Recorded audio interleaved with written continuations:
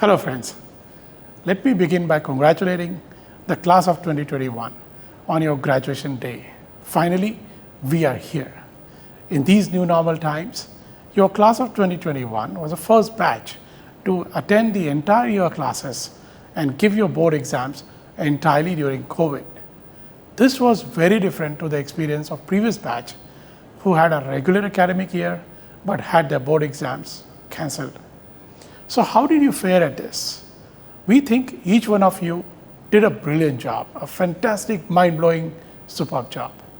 You have made everyone, your teachers, your parents, and all of us extremely proud. Over the past decade, over 63,000 students have studied at various GSF campuses, but your batch is very unique.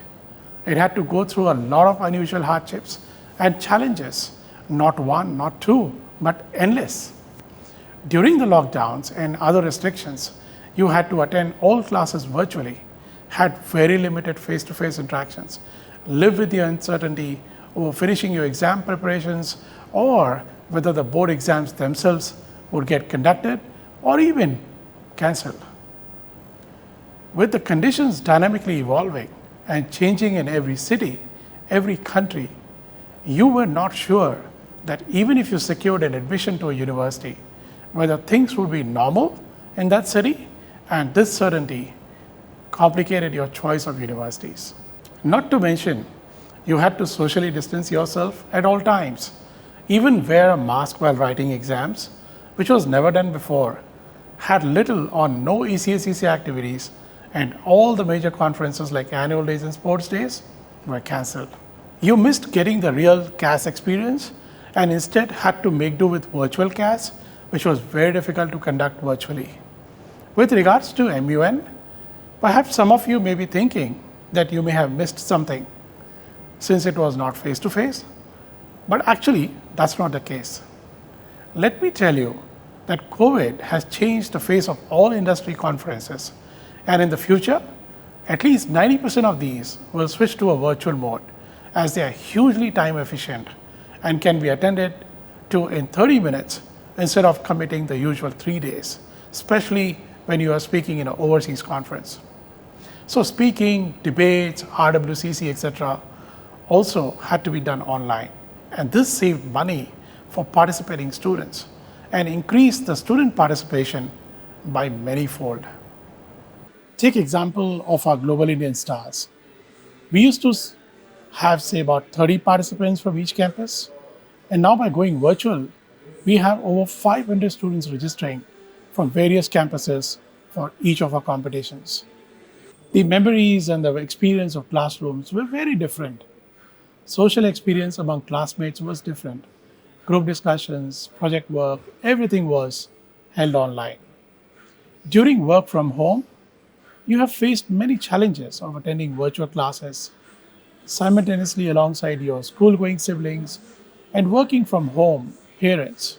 The chaos of Wi-Fi or disruptive signals on the 4G and 5G, and a fight to get the fastest tablet or PC device available at home.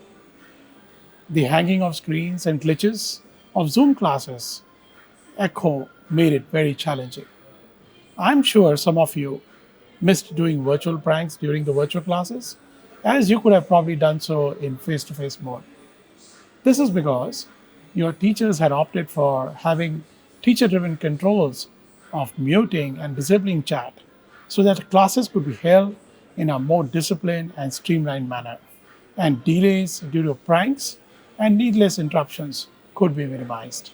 And attending all these virtual classes from morning to evening, right out of your homes, made it very physically draining and mentally tiring. Many of you have someone in your friend circle or wider families, maybe based overseas, who have been impacted by COVID. However, this and hearing too much negative news all around have actually made you mentally more resilient. As US Senator Orrin Hatch said, graduation is not the end, but the beginning. Today, on this special day, you have graduated from the high school, and this day will be forever etched and remembered when you step into a world as an individual, as a personality in your own right.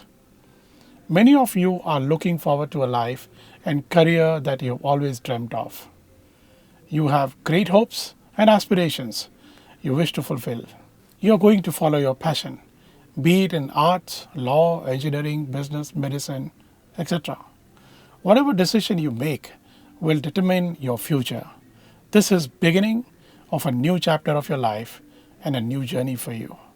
Still, being in the midst of pandemic, some of you may end up attending university during late nights, where universities are in different time zones. I know of at least one student who is doing this right now. You would be making new friends virtually and building a new life in another city or another country. Recently, we had Cyclone Taukate. Just yesterday, I was speaking to a senior most honorable High Court judge of Goa, and he was describing the wrath caused by the cyclone in Goa. What struck me the most, he said his son, a law school student, was unable to attend any virtual classes as there were no internet connections in Goa.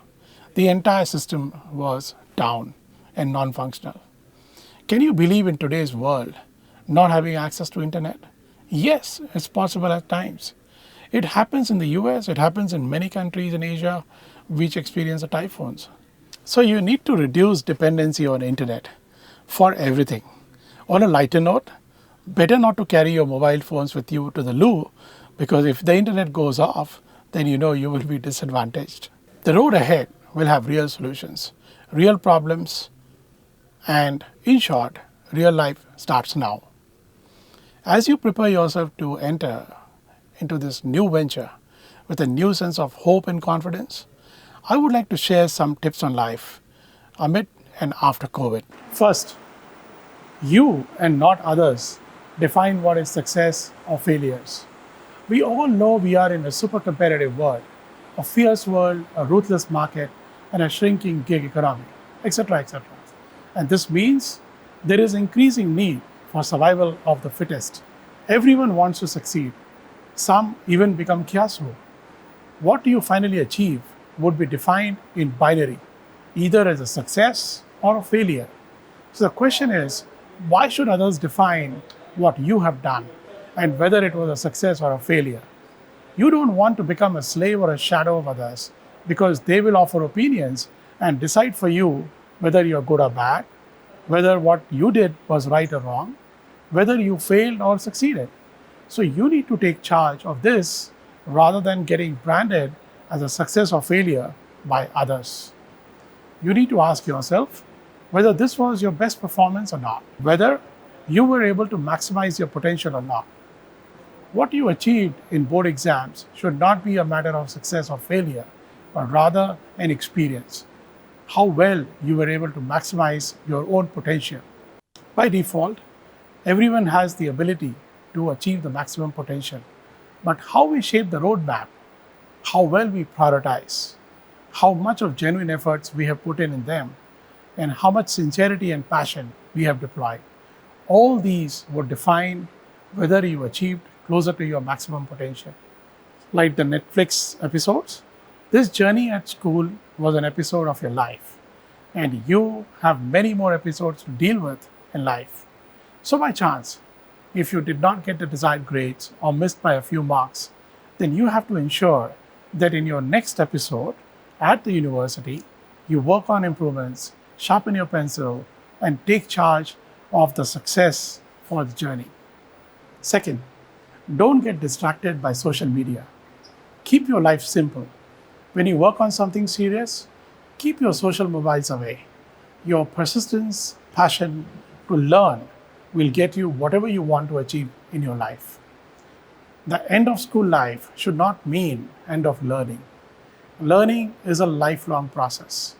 You must continue to strengthen your abilities with newer forms of skills and keep yourself upgraded at every opportunity you get. With the world changing every second and newer innovations hitting us every second day, newer ways of doing things are springing up at every step. With a strong foundation of innovation given to you by your teachers, I'm sure you have the capabilities to use this strong base to innovate something good for your society and for your organizations. As a school, Your teachers have always given you the best education and the most advanced experiential learning to prepare you for a great future. All the greatest people, be it Mahatma Gandhi, Martin Luther King, President APJ Abdul Kalam, they had the highest badge of honor of their countries. And despite that, in person, they were very emphatic, they were very kind. I personally experienced the kindness of President Kalam over the last 3 occasions we had spent time with him. To possess one of the greatest traits of a leader, you need to orient yourself personally to be kind, to be emphatic. An act of kindness will go a long way in helping you in your own quest for success. An arrogant person is forgotten easily, but a kind person is always remembered. It took only a few days for the world to get disrupted, but it may take years for the world to go back to its pre-pandemic era. Thus, change is inevitable. You have the power to change things also. You are the youth of the nation who have ample opportunities lying ahead of you to bring a change. No one person can bring a considerable change. But together, if every one of you play your part, then you can bring collectively a significant and positive change for the world. Your sheer determination and focus can bring about a brighter tomorrow for the mankind. Beyond all these chaos unleashed by the fury of the nature, you have to do your best, stay focused, and remain vigilant to maneuver through these hurdles and complete your higher education and thereafter commence your careers. We look forward to that day when you will achieve your goals and proudly remember that it was teachers at GIS that gave you that direction. You will be an inspiration to the coming generations as GIS continues to provide the best guidance and education to our next upcoming generation. And as predictions are galore and COVID continues to rage, there could be a few more batches in the future following your footsteps. You should be happy that massive new disruptions will unfold, which will offer unlimited opportunities to you. And this is the best part. You all came out stronger through these tough times, and getting this experience at your early age in life is something that you can all cherish and take positive inspirations to deal with the future challenges. On behalf of the school, your teachers, and your parents, let me say that we are all very proud of you, of your fantastic achievements, and very pleased that you handled this entire journey with immense perseverance, resolve, passion, and great responsibility. Congratulations once again to all the students and their proud parents for successfully crossing the first hurdle and coming one step closer to realizing your passion and dreams. We hope to keep in touch with you. Stay mentally strong, stay focused, keep innovating through Jugaad, be kind, be a simple human being, and you define your performance of success or failure. Learn to stay away from social media, or at least stay away for 2 weeks a year and lead a simple life. You will always remember a source of our pride and inspiration for us and for all the upcoming generations for the years to come. Thank you.